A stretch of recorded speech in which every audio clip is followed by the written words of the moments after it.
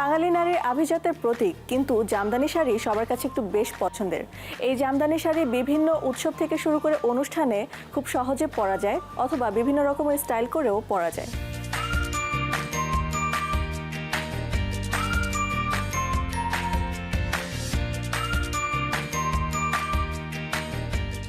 জামদানি মানেই বাঙালির আভিজাত্য, ঐতিহ্য আর নিখুঁত কারুকার্যের এক অনন্য মিশেল।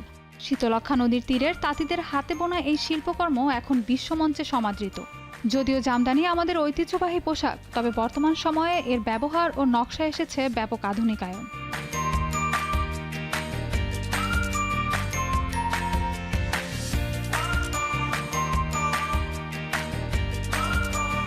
এখনকার ফ্যাশন ডিজাইনাররা জামদানিকে কেবল শাড়িতে সীমাবদ্ধ রাখেননি, বরং পাঞ্জাবি, কুর্তি, টপস, এমনকি ব্যাগ ও জুতোতেও জামদানির মোটিভ ব্যবহার করেছেন।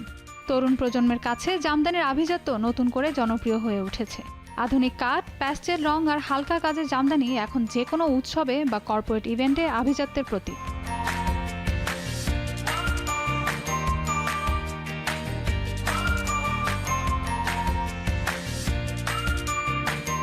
জামদানি কেবল একটি কাপড় নয়, এটি আমাদের সংস্কৃতির আধার।